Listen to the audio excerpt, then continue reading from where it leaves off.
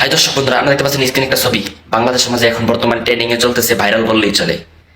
ভাইরে ভাই, viral viral viral viral, good news, I am true another video.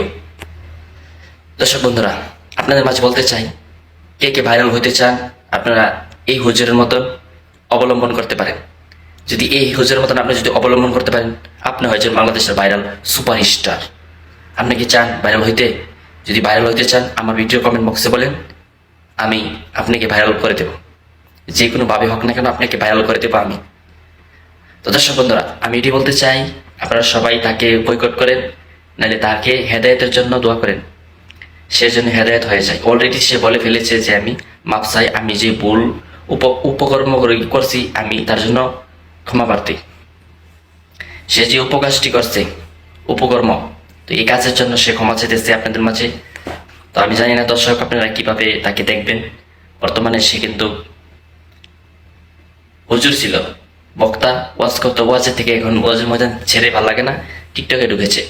তো টিকটকে ঢোকার পরে আপনারা দেখতে পাচ্ছেন তার চুলের স্টাইলটা দেখুন, আপনার স্ক্রিনে দিয়ে রেখেছি। চুলের স্টাইলে দেখতে পাচ্ছেন তার যে ভঙ্গিমাটা আছে, তার ভঙ্গিমাটাই কিন্তু সে চেঞ্জ করে ফেলেছে দুই দিনের ভিতরে। তো আমি এটি বলতে চাই, যারা নিয়ে সব উপকর্মগুলি করে তাদেরকে বয়কট করা উচিত। সবাই মাঝের থেকে তাদেরকে বয়কট করতে হবে।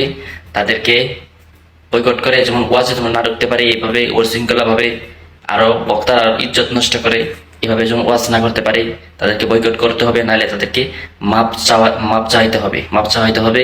তারপর তাদেরকে ওয়াজের ময়দানে ঢুকতে দেওয়া হবে।